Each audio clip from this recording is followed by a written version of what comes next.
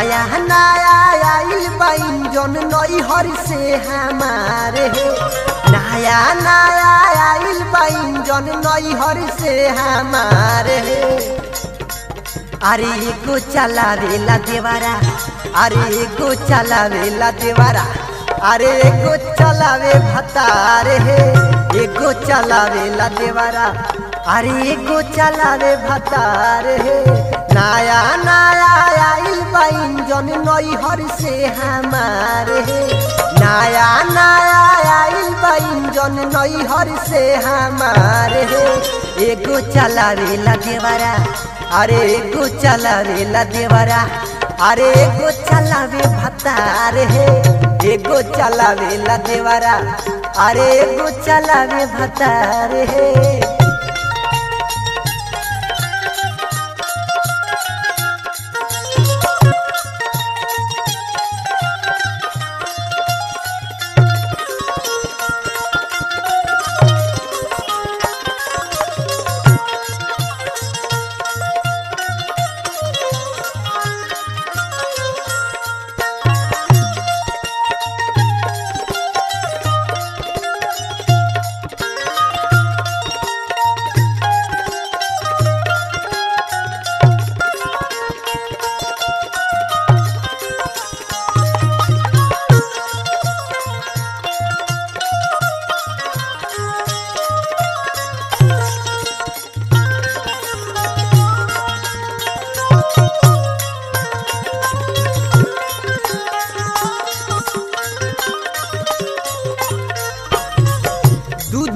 Machine आई पेरे वाला मुख के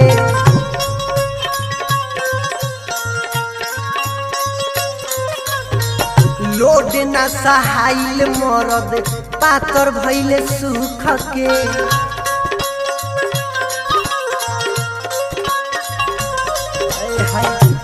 दूगो मशीन आई पेरे वाला मुख के लोड न सहाइल मरद पातर भइले सुख के मुखिया घुसा के मशीनिया में सबरा सवा देले गारे मुखिया घुसा के मशीनिया में सबरा सवा देले गारे एगो चलावेला देवारा अरे एगो चलावेला देवारा अरे एगो चलावे भतर एगो चलावे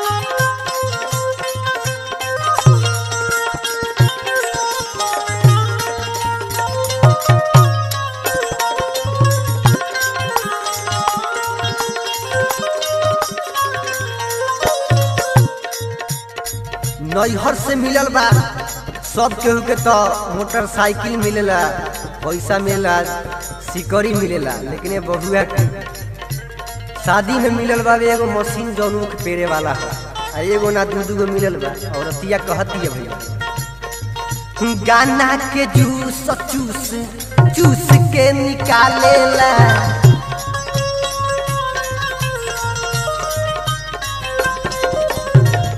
एक बेर में होला ना तो दूसरो बेरी डालेला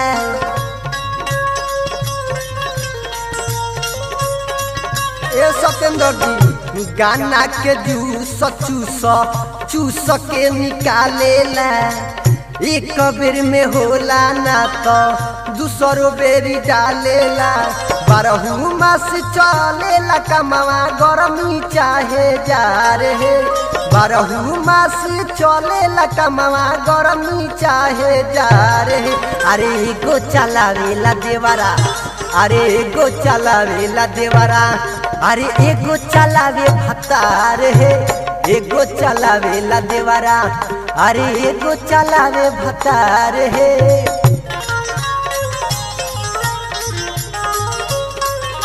वाह वाह लागो नहीं श्याम भैया।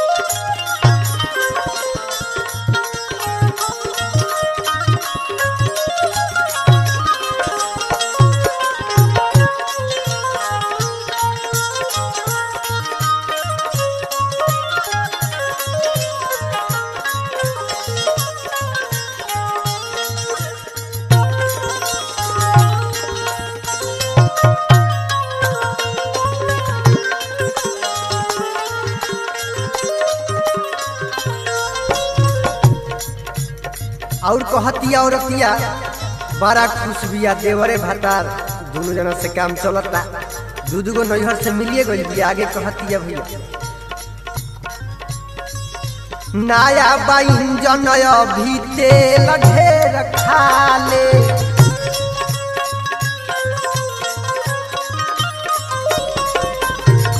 बेरी बेरी आई देवरा इंजने में डाले।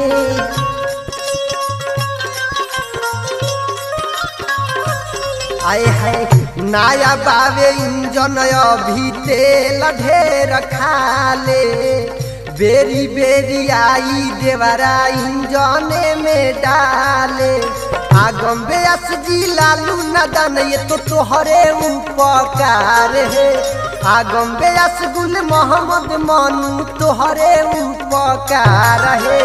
एगो चलावेला देवरा, अरे एगो चलावेला देवरा, हो तो एगो चलावे भतार है, एगो चलावेला देवरा, अरे एगो चलावे भतार है। नया नया आइल बा इंजन नैहर से हमारे, नया नया आइल बा इंजन नैहर से हमारे। एगो चलावेला देवरा, अरे एगो चलावेला देवरा, अरे एगो चलावे भतार है, एगो चलावेला देवरा, अरे एगो चलावे भतार है।